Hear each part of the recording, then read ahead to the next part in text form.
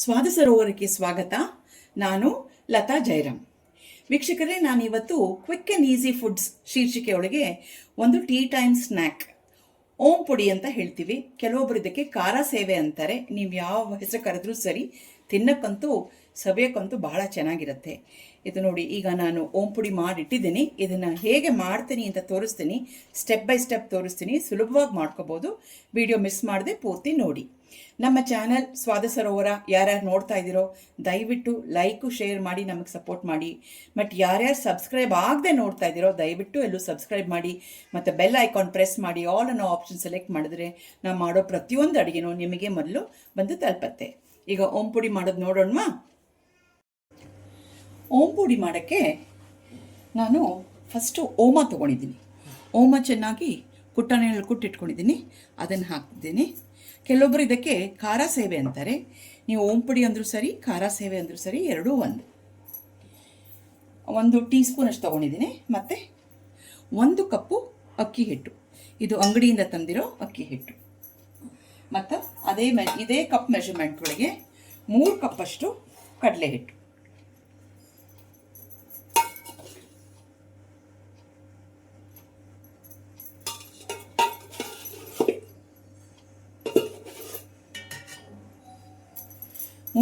ಕಡಲೆ ಹಿಟ್ಟು, 1 ಚಿಟಿಕೆ ಅರಿಶಿನ,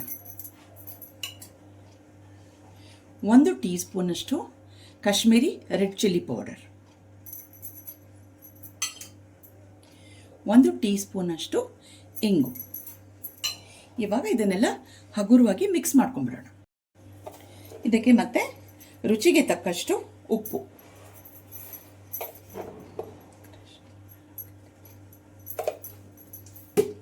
ಉಪ್ಪು ಹಾಕಾದ್ಮೇಲೆ ನಾವೊಂದು 2 ಟೇಬಲ್ ಸ್ಪೂನಷ್ಟು ಬೆಣ್ಣೆ ತೊಗೊಂಡಿದ್ದೆ. Nandini unsalted butter. ಅದನ್ನು ಸ್ವಲ್ಪ ಕರಗಿಸ್ಕೊಂಡಿದ್ದೀನಿ. ಅದನ್ನು ಇದಕ್ಕೆ ಸೇರಿಸ್ಕೊಂಡ್ಬಿಟ್ಟು ಒಂದು ಸ್ವಲ್ಪ ಸಾಟಿ ಹಾಕೊಂಡ್ಬಿಡೋಣ. ಬೆಣ್ಣೆ ಹಾಕಿ ಕಲ್ಸ್ಕೊಂಡಿದ್ದೀನಿ.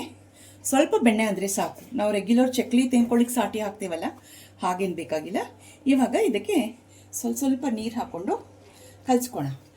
ಅದು ಹದ ಒಳ್ಳೆ ಚಪಾತಿ ಹಿಟ್ಟು ಬರುತ್ತಲ್ಲ, ಆ ಚಪಾತಿ ಹಿಟ್ಟು ಬರೋ ಹಾಗೆ ಅಷ್ಟು ನೀರು ಹಾಕಿ ಸ್ವಲ್ಪ ಕಲಿಸ್ಕೊಳ್ಳೋಣ. ಈಗ ಹಿಟ್ಟು ಕಲಿಸ್ಕೊಂಡಿದ್ದೀನಿ ನೋಡಿ. ಈ ಹದಕ್ಕೆ ಚಪಾತಿ ಹಿಟ್ಟು ನನಗೆ ಕಲಿಸ್ಕೊಂಡಿದ್ದೀನಿ. ಬಟ್ ಹಿಟ್ಟೆಲ್ಲ ಮಾಡೋಕ್ಕೆ ಮೊದಲು ನೀವು ಇದನ್ನು ಹಿಟ್ಟನ್ನೆಲ್ಲ ಚೆನ್ನಾಗಿ ಜಲ್ದಿ ಅಂದರೆ ಒಂದ್ರಿ ಹಿಡ್ಕೋಬೇಕು, ನೈಸಾಗಿರಬೇಕು. ಅದು ಮತ್ತೆ ಏನು ಗಂಟಾಗಿರಬಾರ್ದು. ಹಾಗೆ ಮಾಡಿಕೊಂಡು ರೆಡಿ ಮಾಡ್ಕೊಳ್ಳಿ. ಎಣ್ಣೆ ಕಾದಿದೆ ಮತ್ತು ನಾವು ಒರಳು ಲೋಡ್ ಮಾಡ್ಕೊಂಡಿದ್ದೀನಿ. ಇವಾಗ ಇದನ್ನು ಡೈರೆಕ್ಟಾಗಿ ಎಣ್ಣೆಗೆ ಹಿಂಡ್ಬಿಡೋಣ.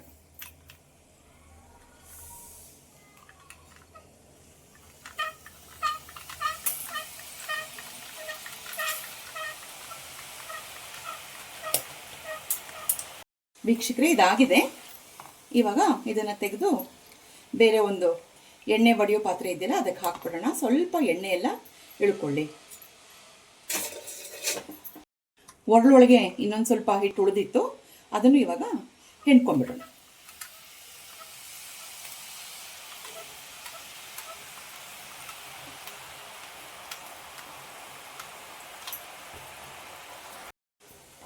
ಈಗ ನೋಡಿ, 2ನೇ ಸಲ ಹಾಕಿದ್ದು ಕೂಡ ಒಂದು ಕಡೆ ಆಗಿದೆ. ಇವಾಗ ಇದನ್ನು ಸ್ವಲ್ಪ ತಿರುಗಿ ಹಾಕ್ಬಿಡೋಣ. ಇವಾಗ ಈ ಬ್ಯಾಚು ಆಗಿದೆ. ಇದನ್ನು ತೆಗೆದು ಬಿಡೋಣ. ಮತ್ತು ಇನ್ನೊಂದು ಸಲ ಲೋಡ್ ಮಾಡೋಕ್ಕಿಂತ ಮುಂಚೆ ನಮ್ದು ಯಾರೋ ಒಬ್ರು ಸಬ್ಸ್ಕ್ರೈಬರ್ ಕೇಳಿದರು ನನ್ನ ಚಕ್ಲಿ ಒರಳು ಬಗ್ಗೆ. ಅದನ್ನು ಅವರಿಗೆ ತೋರಿಸಿ ಇವಾಗ ಇನ್ನೊಂದು ಬ್ಯಾಚ್ನ ಲೋಡ್ ಮಾಡ್ತೀನಿ ನಾನು. ನೋಡಿ, ನನ್ನ ಚಕ್ಲಿ ಒರಳು ಅಂಜಲಿ ಅವ್ರದ್ದು. ಅಂಜಲಿ ಎಕ್ಸ್ಪ್ರೆಸ್ ಗ್ರಿಪ್ಪರ್ ಅಂತ ಇದ್ರ ಹೆಸರು. ಇದಕ್ಕೆ ಹಿಂಗೆ ಸಿಲಿಂಡರ್ ಇರುತ್ತೆ. ಕೆಳಗಡೆ ಬೆಲ್ಲೆ ಹಾಕೋಬೋದು, ಮೇಲೆ ಹೀಗೆ ಲೋಡ್ ಮಾಡ್ಬೋದು. ಸಿಲಿಂಡರ್ ಆಕಾರ ನೋಡಿ, ಈ ಥರ ಬಾಕ್ಸಲ್ಲಿ ಬಿಲ್ಲೆಗಳು, ಬೇರೆ ಬೇರೆ ಥರ ಬಿಲ್ಲೆಗಳು ಹಾಕ್ಕೊಟ್ಟಿರ್ತಾರೆ. ಮತ್ತು ಹೀಗಿರುತ್ತೆ ಬಿಲ್ಲೆಗಳು. ಮತ್ತು ಅದಕ್ಕೆ ಸಿಲಿಂಡರ್ ಹಿಂಗಿರುತ್ತೆ. ಈ ಸಿಲಿಂಡ್ರ್ ಒಳಗೆ ನಾವು ಹಾಕೋಬೇಕು. ಇದು ಲೋಡ್ ಹೇಗೆ ಮಾಡೋದು ಅಂತ ತೋರಿಸ್ತೀನಿ ಇವಾಗ. ಈಗ ನೋಡಿ, ನಾನು ಓಂ ಪುಡಿ ಬಿಲ್ಲೆ ಹಾಕ್ಕೊಂಡಿದ್ದೀನಿ. ಒಳಗಡೆ ಈ ಥರ ಸಿಲಿಂಡ್ರ್ ಬರುತ್ತೆ. ಇವಾಗ ಇದರೊಳಗೆ ಹಿಟ್ಟು ತೊಗೊಂಡಿದ್ದೀನಲ್ಲ, ಸಿಲಿಂಡ್ರಿಕಲ್ ಆಕಾರದಲ್ಲಿ ಮಾಡಿಬಿಟ್ಟು ಇದನ್ನು ಇಲ್ಲಿ ಒಳಗಡೆ ಲೋಡ್ ಮಾಡಿಬಿಡ್ಬೇಕು. ಲೋಡ್ ಮಾಡಿಬಿಟ್ಟು ಅದಕ್ಕೆ ಈ ಥರ ಮುಚ್ಚಳ ಇದೆ, ಇದನ್ನು ಹಾಕಿ ಚೆನ್ನಾಗಿ ತಿರುಗಿಬಿಡ್ಬೇಕು. ನೋಡಿ, ಹೀಗಿರುತ್ತೆ. ಇದು ಇದ್ರ ಪೆಸ್ಟನ್ನು, ಇದು ಉದ್ದಕ್ಕಿರುತ್ತೆ. ಇದು ನಾವು ಈ ಪ್ರೆಸ್ ಮಾಡ್ತಾ ಕೆಳಗಿಂದ ಹಿಟ್ಟು ಬರ್ತಾ ಹೋದಂಗೆ ಇದು ಹೈಟು ಕಡಿಮೆ ಆಗ್ತಾ ಹೋಗುತ್ತೆ. ಕಡಿಮೆ ಆಗ್ತಾ ಹೋದರೆ ಆವಾಗ ನಮಗೆ ಗೊತ್ತಾಗುತ್ತೆ ಈ ಸಿಲಿಂಡ್ರ್ ಒಳಗೆ ಹಿಟ್ಟು ಖಾಲಿಯಾಗಿದೆ ಅಂತ. ಈಗ ನೋಡಿ ಇದನ್ನು ಹೀಗೆ ಪ್ರೆಸ್ ಮಾಡ್ತೀನಿ, ಇಲ್ಲಿ ಕೆಳಗಡೆ ನೋಡಿ ಹೇಗೆ ಬರುತ್ತೆ ಅಂತ. ನೋಡಿ ಹಿಂಗೆ ಬರುತ್ತೆ. ಇದನ್ನು ಇವಾಗ ಡೈರೆಕ್ಟಾಗಿ ಎಣ್ಣೆಗೆ ಹಿಂಡ್ಕೊಂಡ್ಬಿಡೋಣ. ಇವಾಗ ಎಣ್ಣೆಗೆ ಹಿಂಡ್ತಾ ಇದ್ದೀನಿ.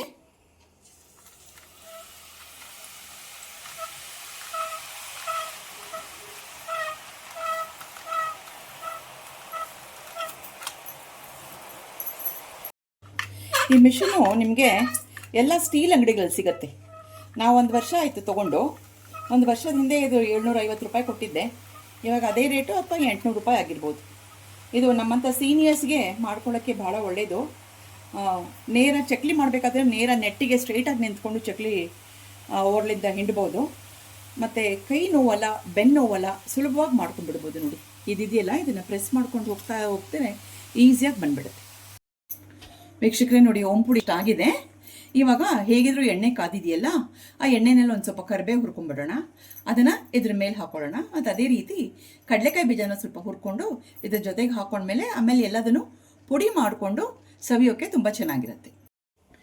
ವೀಕ್ಷಕರೇ ನೋಡಿ ಇವಾಗ ಕರಿಬೇವು ಸೊಪ್ಪು ಎಣ್ಣೆನಲ್ಲಿ ಹುರ್ಕೊಂಡು ಇದ್ರ ಮೇಲೆ ಹೀಗೆ ಹಾಕಿದ್ದೀನಿ. ಕಡಲೆಕಾಯಿ ಕೂಡ ಎಣ್ಣೆನಲ್ಲಿ ಹುರಿದಿಟ್ಕೊಂಡಿದ್ದೀನಿ. ಇದು ಆಪ್ಷನಲ್ಲು.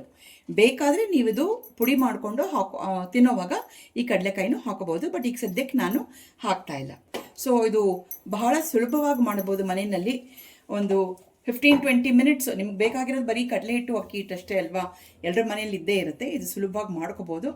ಸೊ ಮನೇಲೆಲ್ಲೂ ಮಾಡಿ ಇದು ಟೀ ಟೈಮ್ ಸ್ನ್ಯಾಕ್ ಆಗಿ ಕಾಫಿ ಟೀ ಜೊತೆಗೆ ತೊಗೋಬೋದು. ಇಷ್ಟು ಹೇಳಿ ನಮ್ಮ ಈ ವಿಡಿಯೋ ಮುಗಿಸ್ತಾ ಇದ್ದೀವಿ. ಮುಂದಿನ ವಿಡಿಯೋ ಸಿಗೋಣ. ಅಷ್ಟವರೆಗೂ ನಮಸ್ಕಾರಗಳು.